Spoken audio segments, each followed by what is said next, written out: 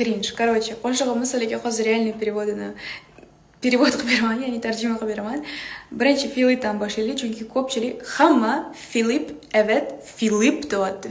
Filip yo'q otda. Feel it. Feel it, evet, feel it. Feel it bu his qil. Ha, his qil. Конечно, что. Okey, feel it, evet, feel it.